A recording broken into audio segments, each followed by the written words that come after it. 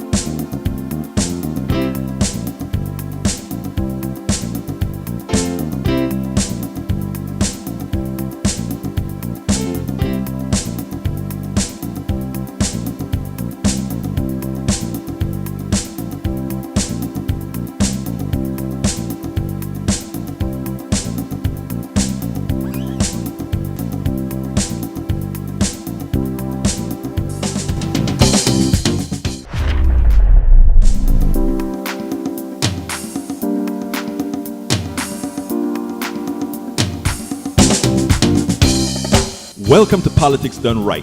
I am your host, Egberto Willies. This is a progressive program that will take the mystery out of politics.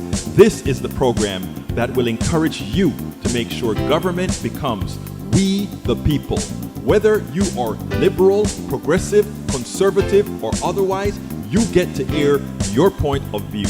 We are an independent media outlet that, unlike mainstream media beholden to corporations, we only owe allegiance to you. Remember, you can also send me a tweet at EGBERTOWILLIES. That is at Egberto Willies. Let us engage. It is Politics Done Right. Well, folks, welcome to one more edition of Politics Done Right. I'm Egberto Willies, your host. Thank you so kind of being a part of the show. We are going to have a great show for you today. Actually, a very good show because The star of the show today is going to be a Gen Z young lady, former president of the University of Houston's University of Houston student body, and she is going to have quite a bit to say. Very, very much in the game, and we can only hope that others like her join the fold. Not join the fold, but extend the fold because she is in the fold. Anyway, I'm on my third day of fasting and it finally hit very hard today. I have about, let's see, what time is it? It's 3:07 in Texas. I have about 4 hours and 53 more minutes to go before I can put something in my mouth to eat. I am starving, I am weak, and I'm still doing my spinning. And I spun this morning, but I had little energy to spin, but I did it. I did it. I did it. Have to make sure, folks, I don't like doctors, so I'm trying to keep myself, what can I say, at least partially in shape. But I'm not in ketosis. I don't think I'm in ketosis yet. You have to be burning fat, right? Well, I guess I am. Maybe I am. I don't know. I just did the breath test to see if I smell the ketos. Anyway, welcome aboard, Eric Hayes. Welcome aboard, AVQ. All right, let's start the right way. Eric Hayes from Atascocita, Kingwood. AVQ, El Senor Rudden from Michael Rudden from Brooklyn, New York. We have Melanie Keelan from Barcelona, Spain. We have E2247 from all over. We got, of course, Yvette Avery Herod, our beauty from Atlanta, Georgia, the union activist. I usually say specialist, but she's not only a specialist, she's also an activist. And of course, Michael Rudden is in the house. And where are all my people? Where are all my people? We are still kind of low on our people. Even Twitter is missing. Even Twitter is not there. Didn't you like the topic, guys? You know, let me tell you what happens a lot of time. If I have Israel or any kind of stuff that sort of particular keywords, the notifications seem to go like that. I don't know why, but yeah, we know why. We don't we definitely know why. We definitely know why. But folks, that's okay. We are all in this posse together, and we are all going to see these numbers start to grow. Come on, guys. Come on. Come on. Come on. Anyhow, let's see. Melanie Keelan says it sounds exciting. I promise you that. E2247 says I'd be trapping cicadas and bringing home the meat for my turtles. So, do you shell the cicadas to give to your turtles, or you give it to them with the shell and everything on? Because I think they have an exoskeleton, right? Which makes it kind of hard to eat. Look at that. I had a hard time finding you at 3 p.m. You see, there we go. That's what I'm talking about. Let me tell you, I made a mistake and started I didn't correct the or change last yesterday's topic, so I had to rush and do that, and so I had to start twice. That's maybe part of the problem that you have finding it. I probably should delete that other one that got started accidentally if I can. Maybe I can, maybe I can't. We'll see if it allows me to delete it. I am going to try as we speak to delete it. Let's see if I can delete it. Unfollow, save. Oh, wow, it doesn't allow me to delete. Why is it being so crummy and not allowing me to delete? Let's see if there's another place I can go to delete it. I'm not sure I like the way it works on. It doesn't even have a way to hide it. Come on. So that people don't get confused. That's what we want to do. Nothing there, nothing there. Let's see if there's something elsewhere. Not, oh, hide. No, that's a different hide. Let's see. All right, I'm going to start with the program in a minute, folks. As I speak, I hope more people would join as I try to clean up some of the mess I created. Para ver si me hace romperlo ahora. Parece que no lo puedo hacer. Parece que no lo puedo hacer. Manage post, maybe. Let's see if that allows me to do it. I think I found a way that I will be able to do it. I have to go into manage post and then say Delete post. That. Let's hope I don't delete the wrong one, but I just did.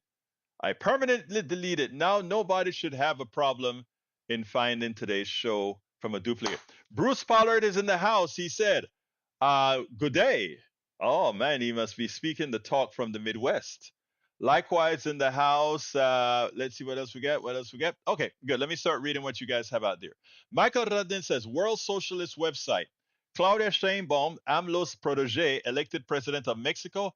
The Morena Party of Mexico's President Andrés Manuel López Obrador, known as AMLO, won a resounding victory on Sunday's general election, with its results described as a landslide. They got like 58% of the vote, or tsunami in the corporate media. Predictably, the corporate media in Mexico and internationally has focused in commentary on Mexico's election of its first female president, suggesting fraudulently that this milestone will somehow open the door to a more democratic and socially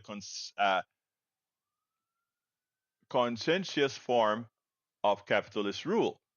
The result expressed a persistent popular hatred for the right wing record of austerity, corruption, repression, and subservience to U.S. imperialism associated with AMLO's predecessors.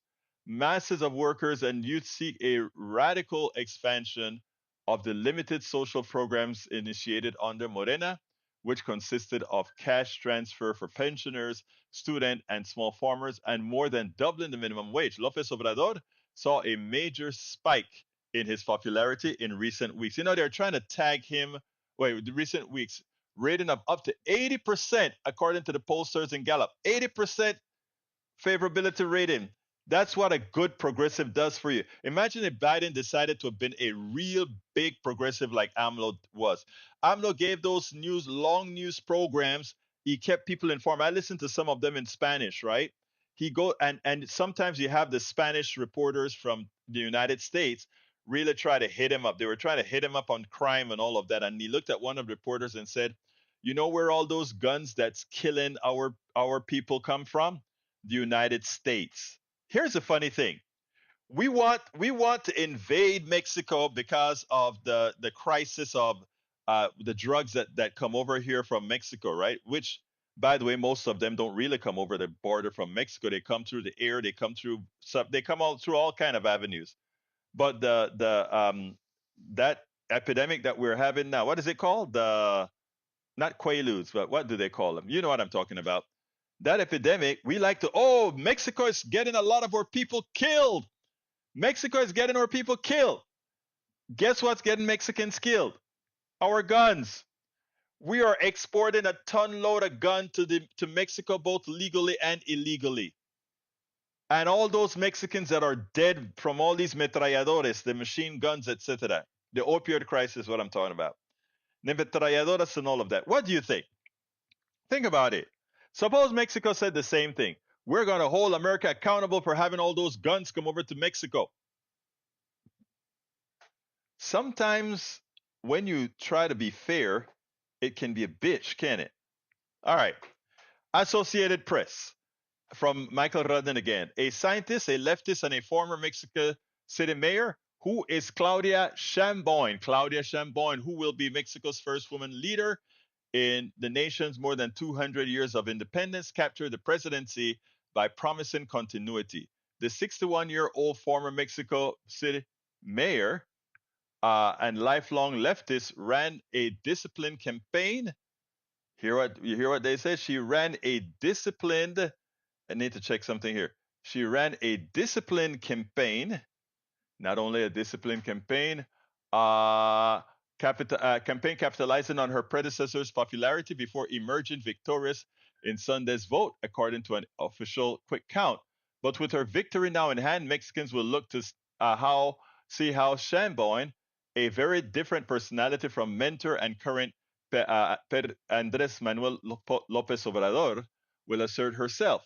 While she hewed close to López Obrador politically and shares many of his ideas about the government's role in addressing inequality, she is viewed as less combative and more data-driven.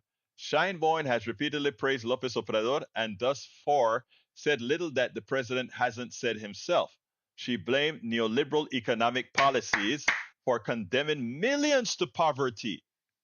promised a strong welfare state and praised Mexico's large state-owned oil company, Pemex, with also promising to emphasize clean energy.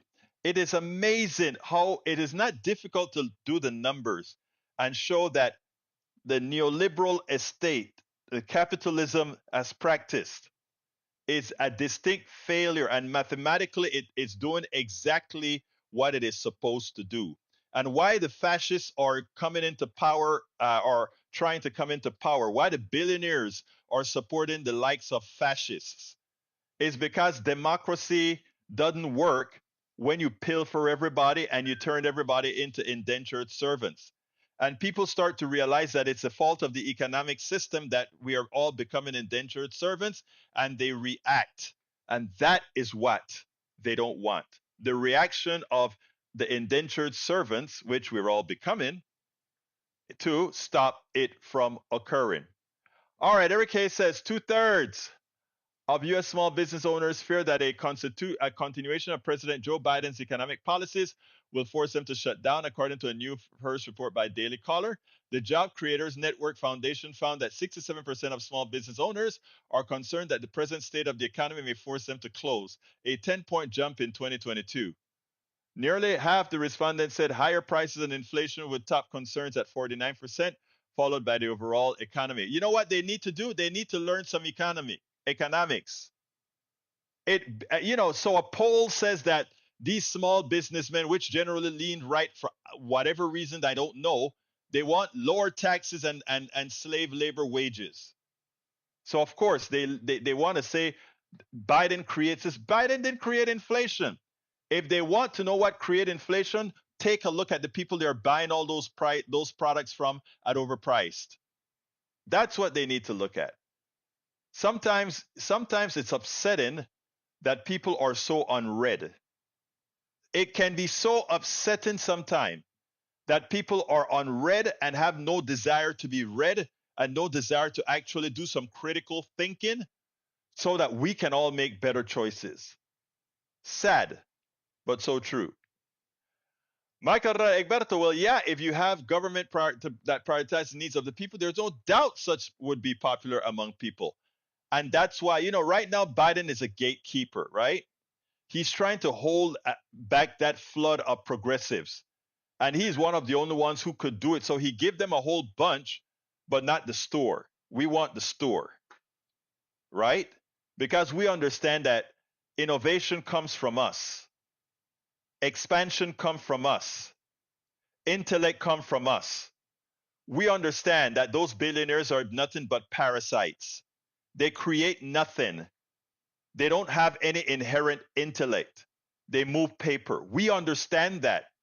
We understand that when they talk about the profit motive is necessary, why they have these exorbitant profits is to ensure innovation. How do you have that ensure innovation when that profit isn't going down to the actual innovators? I put a billionaire and a farmer on a deserted island. The person who will survive is that farmer who knows how to grow the food and who know how to use the animals on that land. The billionaire will sit down there not having a clue what to do. Parasite. All right, Carl Cox says, with very few exceptions, the neoliberals believe, as Republicans do, in crony capitalism. 100% right. Government of, for, and by the mega rich megs corporation is what they want. Yes, that's what they want.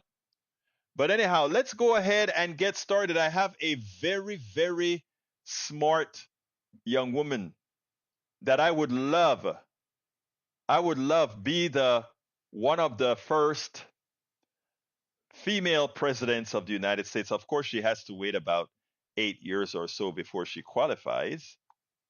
But it's just great to know that we have people of this caliber, the caliber of this woman, that's going to be there to lead us in the future. Check this out. We'll take it on the other side. She has a background in community organizing. In college, she was a student body president of the University of Houston, where she organized for DEI programs in the wake of the BLM movement. Many of those reforms have now been rolled back because of her fascist state legislature. Now she is organizing the TEA takeover and against anti-immigrant legislation like SB4.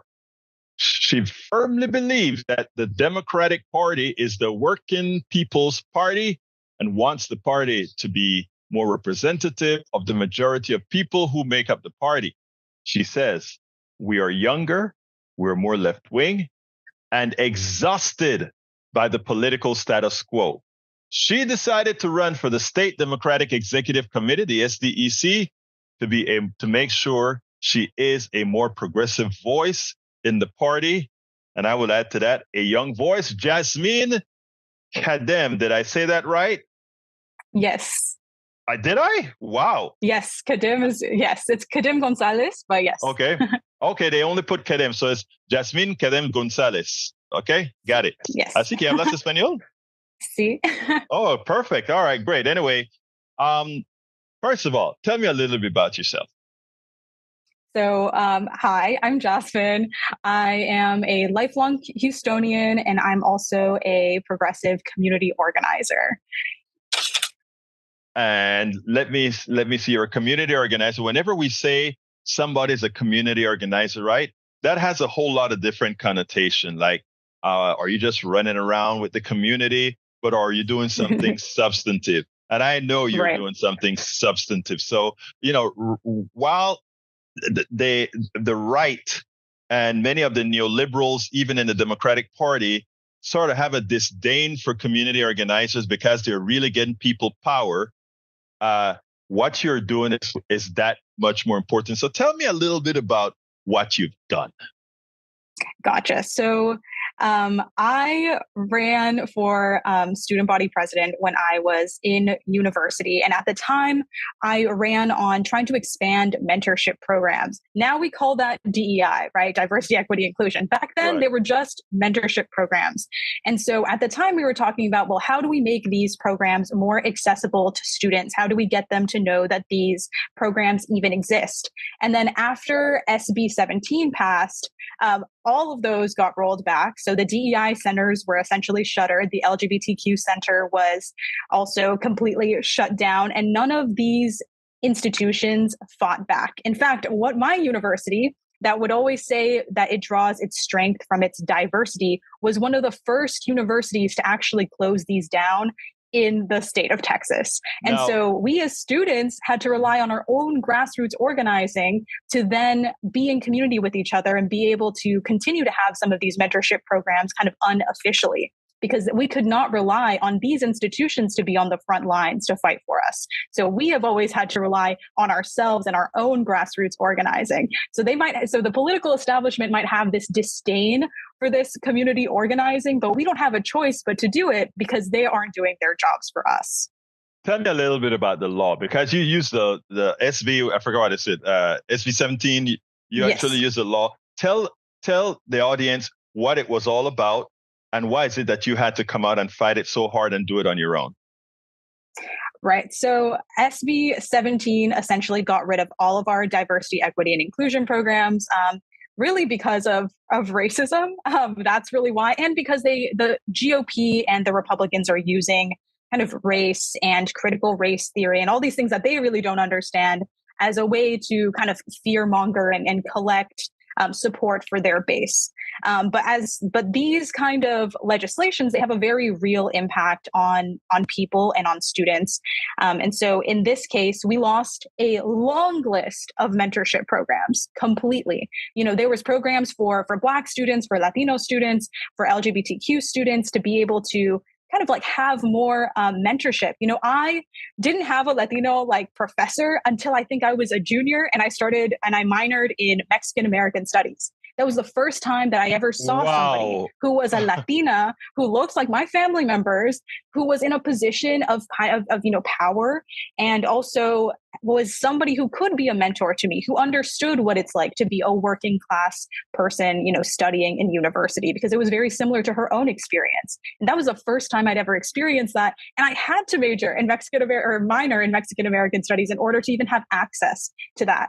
And a lot of these programs are being cut by the school. And, I'm not on the forefront of organizing, against SB 17, but I am trying to be in community with other organizers to make sure that we still meet with these students who are still at university. I have graduated, and make sure that they still have support and they know that we, as outside community members, we can try to be those mentors for them, since the school isn't really letting that happen anymore. I consider you on the forefront of SB 17 because you're doing what the job that the destruction of that SB 17 cause is actually doing. Where did you go to high school? I went to Bel Air High School. So something about me is that my parents, they're both immigrants. And so we moved around a lot within the city of Houston. My dad is a teacher. My mom worked as a custodian. And so we were working class growing up.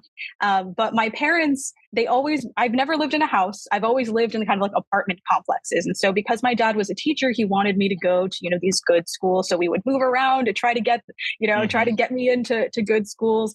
And, I think it's kind of a shame that we have to do that. It kind of just speaks to the inequity that we have in our public education system.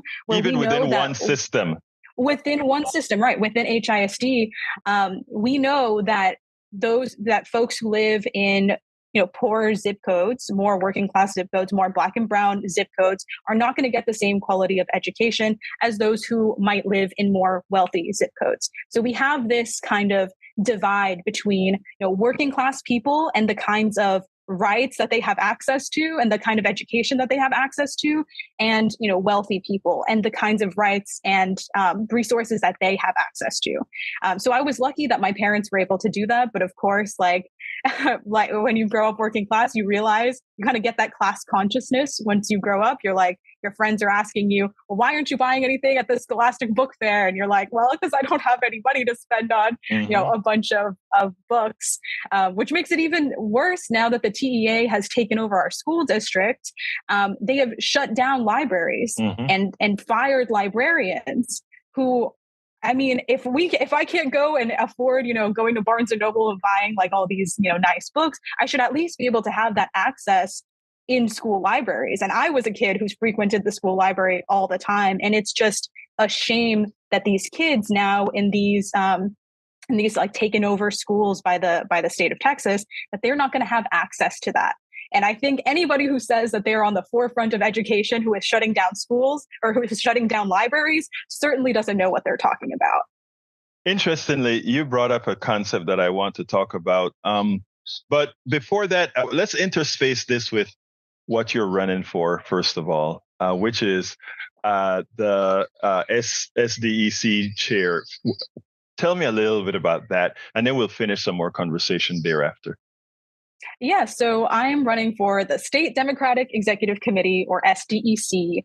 I want to be a more progressive voice in the Texas Democratic Party. And so what the SDEC does is that they're essentially the link between the state party and then local communities. So they control budget, they tailor messaging to communities, and they know when important legislation is being passed. And so they can tell the people on the ground. And, I decided to run because I do think that the Democratic Party is the working people's party. And I want the party to be more representative of the people who make it up, what we want as progressives. And I guess like what that means, the difference between progressives like myself, and I think the majority of the people who should be making up the Democratic Party and the status quo, is that we believe in human rights rather than privileges. So we believe that healthcare is a human right. We believe that education is a human right. We believe that housing is a human right. I mean, we believe in the right to clean air and water. These aren't things that you earn, but you have a right to, that you are entitled to just by being a person who lives in the US. And I think right now you see a very clear disconnect between the things that we want as progressives and as young people, as working class people, and what the party status quo wants.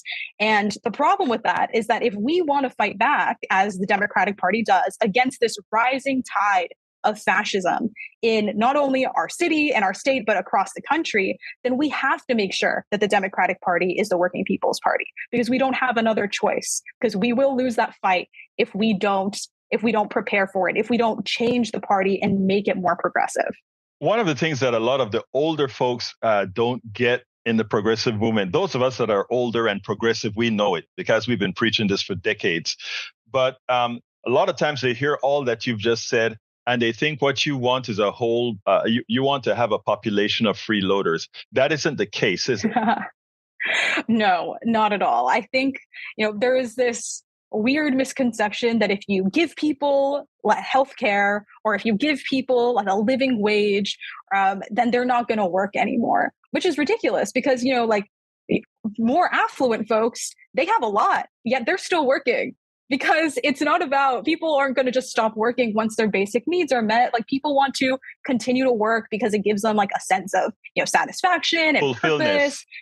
Exactly. And then they also, some people might want to travel all over the world and work a little bit harder so they can afford to travel, or so they can afford to even have a family. I mean, the Republicans like to always talk about how, young people don't want to have children. Well, young people, I don't know if I'll ever afford a house. To be fair, my parents never afforded a house. I don't know if I'll ever be able to afford a house. I don't know if the rest of Gen Z is ever going to be able to afford a house, let alone like afford to have children.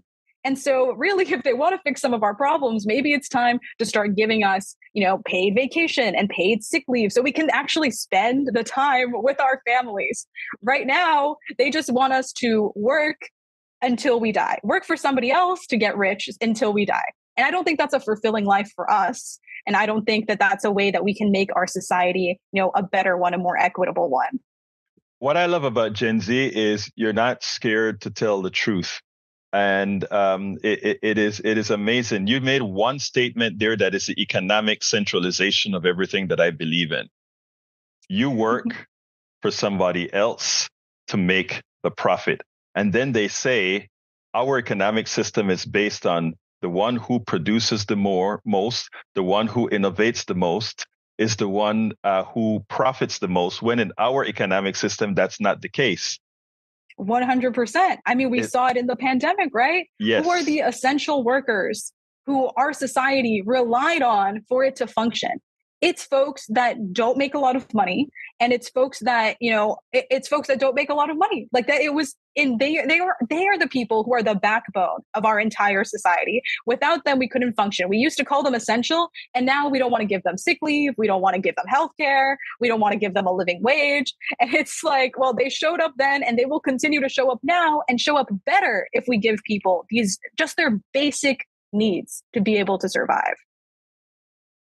You don't know, I'm right now. You have me like, my God, this is a Gen Z person speaking. Have you got to 25 yet? I'm 25. I just turned 25. You just turned 20. The reason I asked that is the following.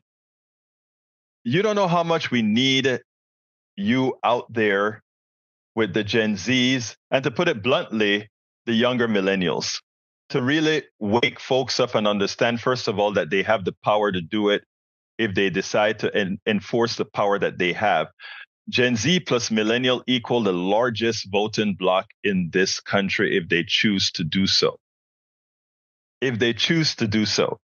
And having somebody like yourself out there pushing that button, I think will take us, and I'm not talking about old folks jumping into the barrios or the ghettos or the wealthy places or whatever, and trying to get these young people to vote. I mean, you guys getting out there and doing the work and say, hey, this is a reason that we're going to demand that those old farts out there do this. In other words, you can demand it. I think, yeah. And the only way that we can really do that is if, we organize around something that isn't just, not like, oh, it's not the other guy, like it's not Trump, so you have to vote. Like that's an ineffective strategy. I think organizing against fascism is really important. Right. I think that folks should be organizing against fascism. And I think that Trump poses a huge existential threat to our democracy.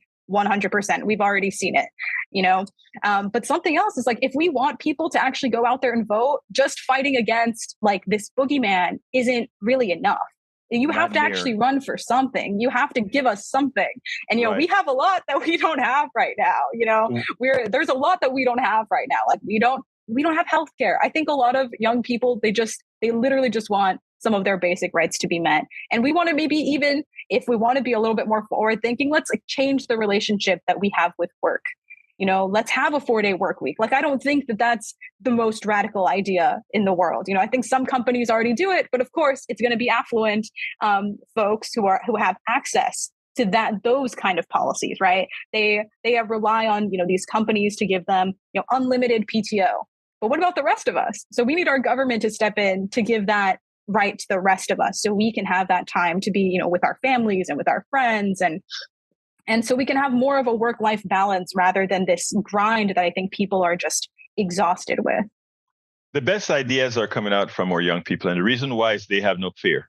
They don't have no fear, and they're not, and the indoctrination that most have been born with since the inception of this country has worn off. They've definitely worn off in your generation. And interestingly, when you talk about the 4-day work week, the 3-day, I'm in for a 3-day work week because there's this thing called artificial intelligence and robotics. These two things by themselves more than triple our productivity. And in doing so, if we had a 5-day work week and our productivity is triple, we can get the benefit from said productivity at the same time that we cut the work week in half. It's not all that much to ask. 100%. I'm right there with you. We shouldn't be using AI to replace art. Art should be for us. That should be for humans. Give us the time to be able to actually be creative and be artistic and give ourselves like a more purpose that isn't just, grinding all the time. There is absolutely no disagreement there. In fact, all these things ought to be regulated to take the humanity into us. There are certain things that requires no humanity. Art requires humanity. In fact, art is the stealing of the humanity of us all. Right? Because what AI does, the art forms, when you do, it's picking and choosing, etc. There are forms of AI that actually is productive, increases productivity, and there's the other that can be not beneficial. But in the totality, it should reduce all of our work week to 100%. Pretty much. Now, so becoming the SDEC chair, do you have somebody that you're running against, and how many people you're running against? So I don't really know because people could kind of nominate themselves. It looks like kind of in person, but there's going to be two representatives for each congressional district, and I think that I've been the most active person who is running, who identifies as a woman. So I think that I'm in a good spot. What district are you in? And unfortunately, it's only people who are in the state convention who can vote. So I've been doing my phone banking, my due diligence to try to persuade some votes my way. Well, let me tell you, what we really need some fresh blood in the party. The party has been stagnant for too long, and as you mentioned, the status quo should no longer be tolerated. If we want to grow the party, what we have to do is bring new ideas. We need to bring new people into the party and holding on these positions. Let me take my host hat off. As a member of the party, I refuse to take on some of these positions because I think it is time for our Gen Zs and our Gen Ys, millennials, to take care of these jobs. Now, I want you guys out there doing what needs to be done. So one of the last things I always ask, and it's, what would you have liked me to ask you that I didn't? I think to end on maybe, what should young people do? What should people do to get involved? And I think everybody is an organizer. I think everybody should be an organizer. I think that if you don't know what to do in your life, if you're having, every year we have a new crop of fresh grads who I know, because I know this from experience, are having an existential crisis about what they should do in their lives for the rest of their lives. At the same time, we have people who are aging, who are being a little bit more alienated in their lives, who are becoming a little bit lonelier, other people in different stages of their lives. Maybe all their friends are having children and they haven't, and so they feel lonely. Or even older folks. Like I know seniors, they have a loneliness epidemic as well. And I think that the best way to combat that, not only for the betterment of our society, but also for the benefit of ourselves and our own mental health, is by organizing and being in community with one another. I have the great opportunity to be organizing alongside people who have been doing this for way longer than I have. Some people who have been doing this, like who are older than I am, have been doing this since like before I was even born. And I have the opportunity to learn from them. And they're the ones who give me the confidence to even be out there and be an organizer and find my voice and not be super shy. And it's because of them that I'm able to really do this work. And so I rely on them very heavily. And I think that if I think that everybody should try to be an organizer. Find an organization. It doesn't have to be, within a political party. It can be an organization that, organizes outside of party politics, but maybe is still politically inclined. I think everybody should join a political organization. But even if it's not that, even just volunteering, finding something in your community that is wrong, and then finding other like-minded people who want to help solve it. I'm so lucky that I've been able to be in community with other people. And now, I don't have an existential crisis anymore because I know it doesn't matter really what I do as a job, because my purpose is to try to better the society that we live in alongside all of my fellow community members. And I think that's a very empowering thing for folks to do. So I encourage anybody, not just young people, but in any stage of your life, to try to get involved and use, your free time to solve the problems around us. Jasmine Khadem Gonzalez. It's been my pleasure, folks. We need SDEC chairs like this. This is the kind of person that's going to revolutionize the party and put the party where it needs to be. It's been my pleasure to have you on Politics Done Right. Thank you so much. I've really appreciated this conversation. It's so nice talking to you. Now, is this young woman great or what? I want to clone this woman. I want to clone this young woman and just throw her out there to speak, to lead, and to do all of these things all at once. She knows the subject. She understands the humanity. She understands the economics. That is, and has the presence of mind to put that out there. Is that great or what? Come on, man. Let me tell you something. Everybody asks me a lot of times why I'm so positive. Jasmine makes me positive. And the reason why she makes me positive is because I see what's coming up. But we got to make sure the pathway is left for her to get up on that path. Because if we screw up and get these thugs into office, if we screw up and that allows these intellectually apt people to get up there, it's our fault. So I don't know, for any Democrat, by the way, this is going to be played live tomorrow on my KPFT show.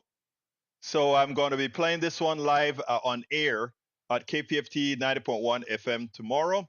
And I'll be writing the accompanying blog and Substack and all that with her here. If you're going to, I don't know who's running an SD07. I don't know who is, but I think she's running for SDEC 07 if I saw the stuff right.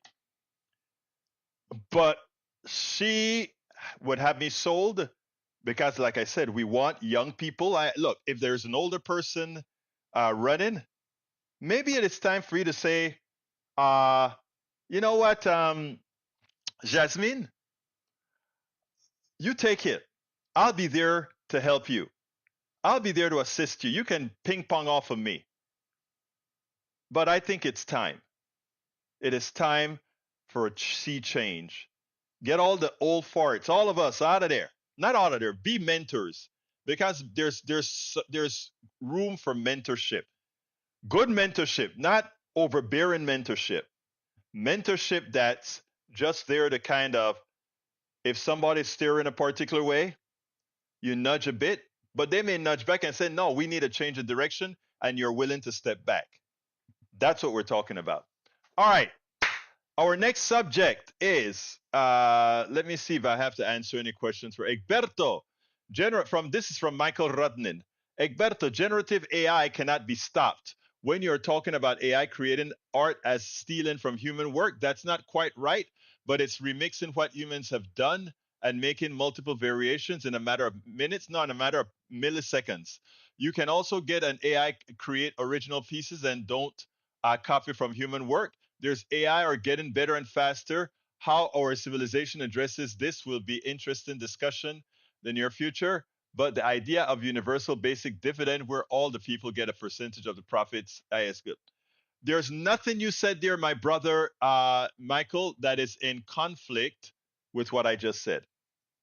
We noticed when I spoke to Jasmine, I said regulations, and no, we know that art is, and by the way, and the reason why I said it's no different is when you start to speak about the universal basic dividend, right? That makes it okay then for, let's say Jasmine became a great artist and she created a lot of work, titled a lot of work, and AI decide to, I go ahead and I make a query to AI. I want something that does XYZ, and AI takes her work, somebody else's work, etc. If it's taggable, right? We can actually say, okay, this formation was there and that person contributed to the body of knowledge. And again, there are, AI is good that we can also create algorithms within AI that will compensate people appropriately. Now, when you say basic, universal basic dividend, what a lot of folks would say is, well, it can't be universal. It has to be based on work. Because, I mean, if you have somebody that puts a whole lot into the space and a lot of it is used in the space, yeah, they should probably be compensated more than the other that may not be adding a lot to the space. So there's a whole lot of things going here. Let's see, Egberto, the sites I use for generating art do take minutes, not milliseconds, at least for now.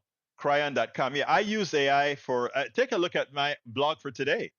My blog today, the art form, I said, I told it to create an object. It was about capitalism and poverty, etc.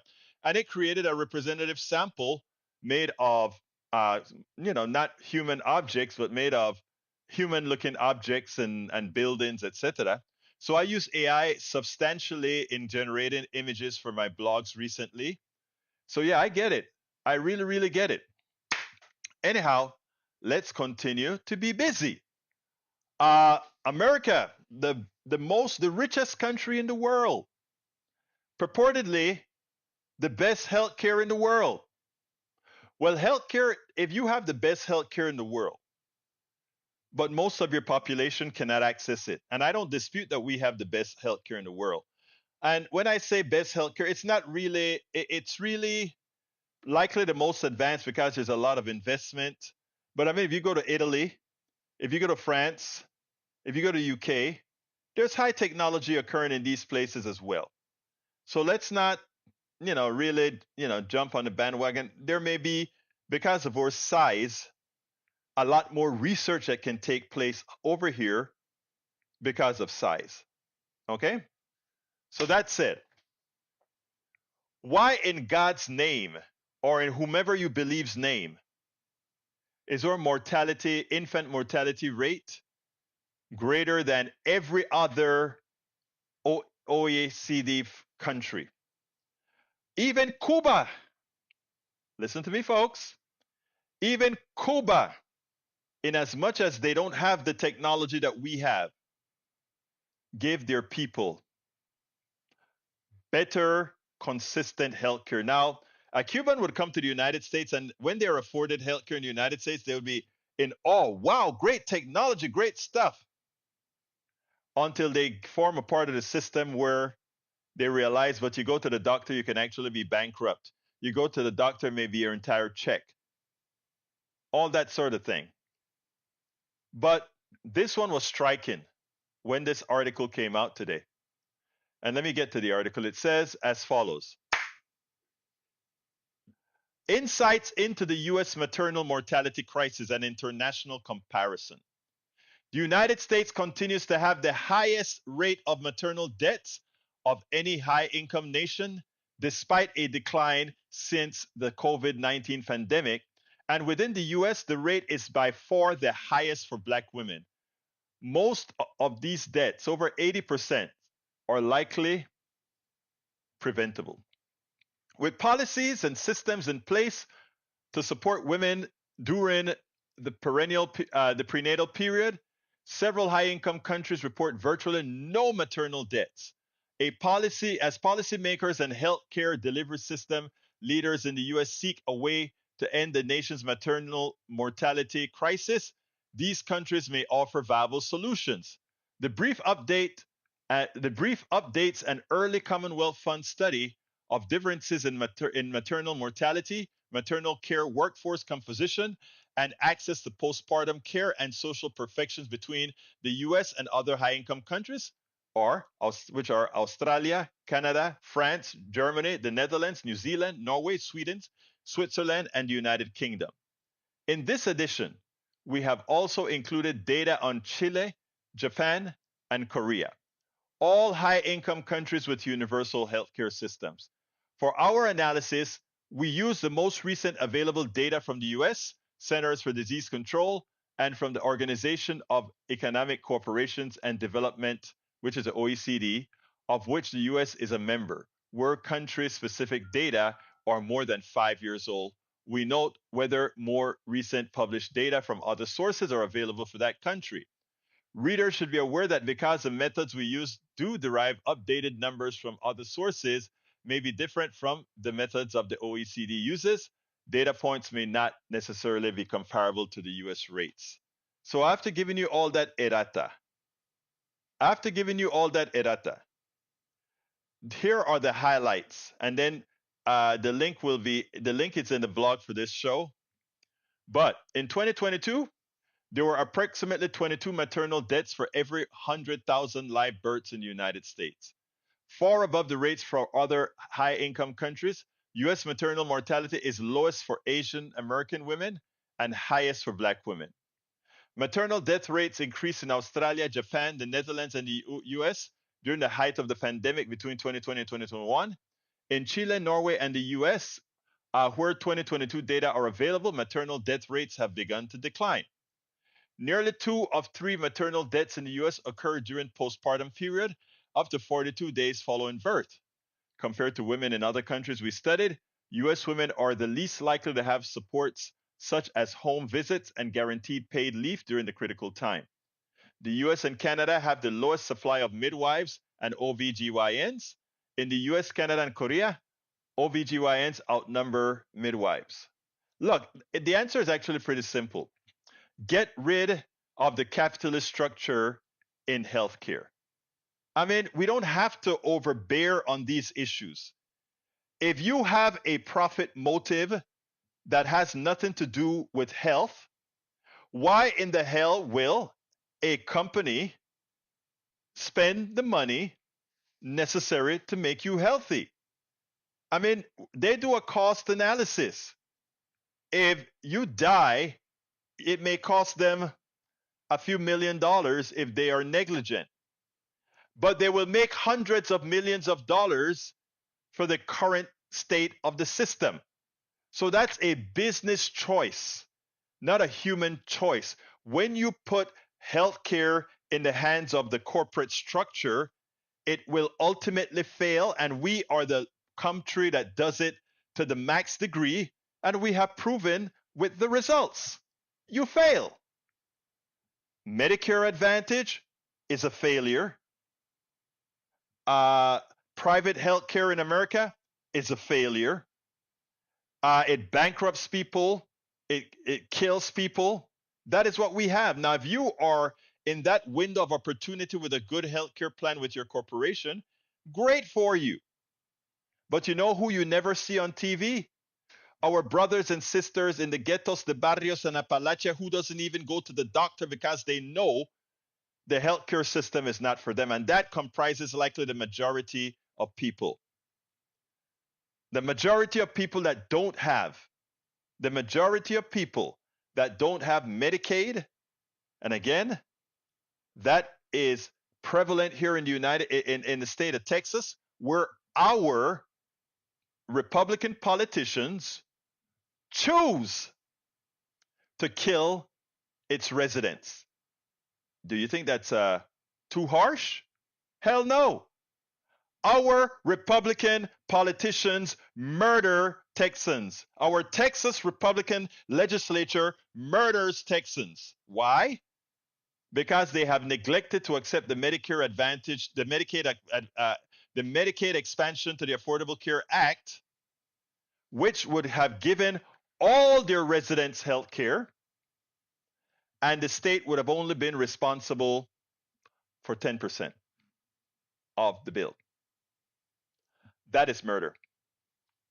That is categorically murder. And until we see that, these women that are dying out of mortality, the mortality rate for pregnant women, maternity mortality, murder, all of those people who create and continue to want the maintenance of our current healthcare system as it stands, that's murder. We have a murderous healthcare system. We have an unforgiving healthcare system. We have a healthcare system that bankrupts people.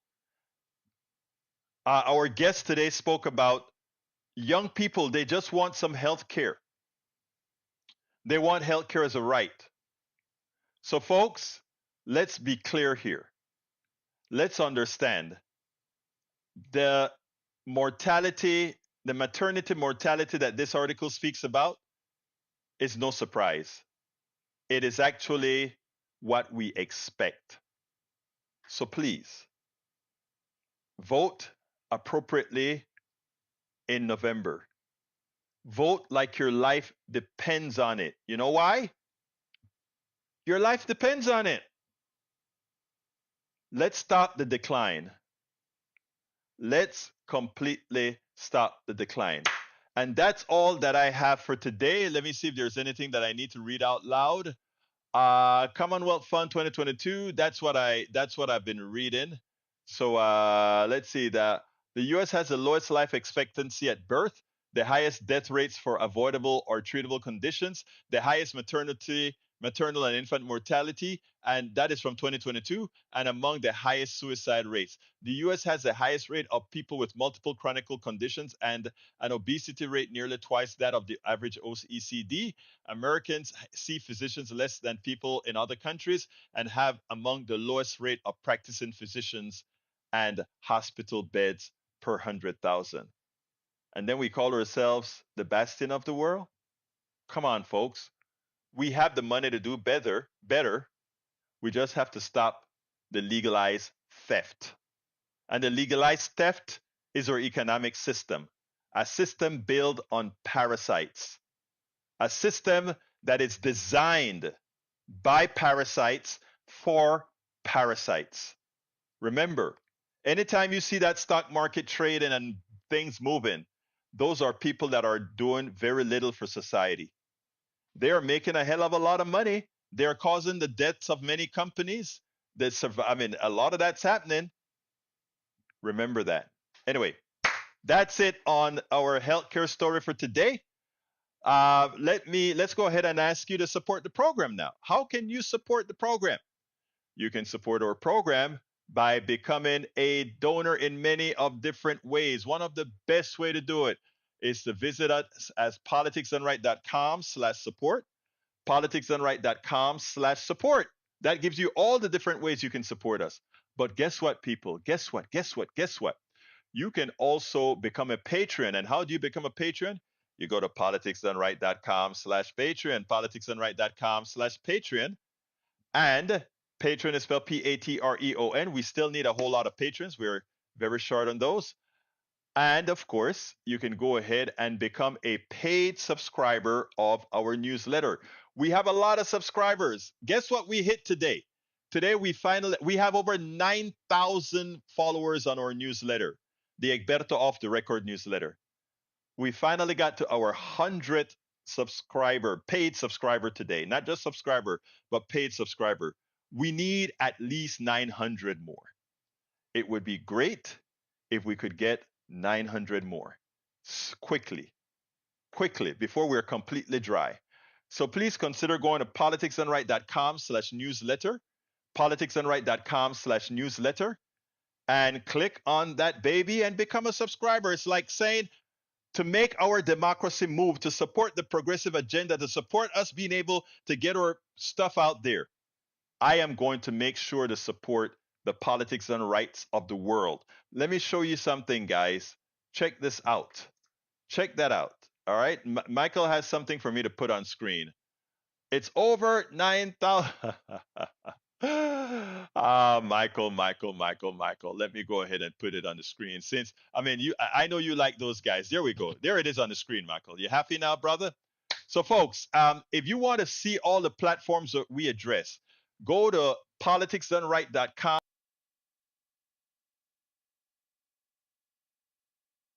Go to politicsdoneright.com/info. You see all the platforms that we end up on, all our stuff end up on, and you will be amazed because we make sure and propagate the progressive message in books and everywhere else.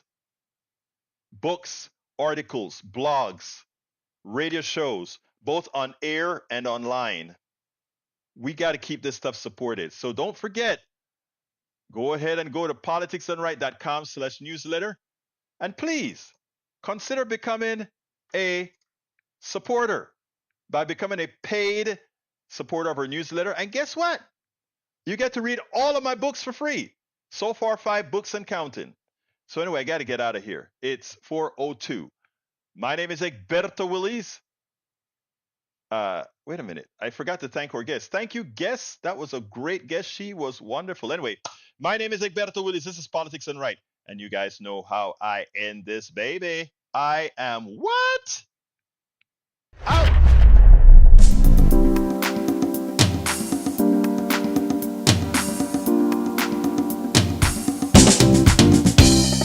Welcome to Politics Done Right. I am your host, Egberto Willies. This is a progressive program that will take the mystery out of politics. This is the program that will encourage you to make sure government becomes we the people. Whether you are liberal, progressive, conservative, or otherwise, you get to air your point of view. We are an independent media outlet that, unlike mainstream media beholden to corporations, we only owe allegiance to you. Remember, you can also send me a tweet at EGBERTOWILLIES. That is at Egberto Willies. Let us engage. It is Politics Done Right.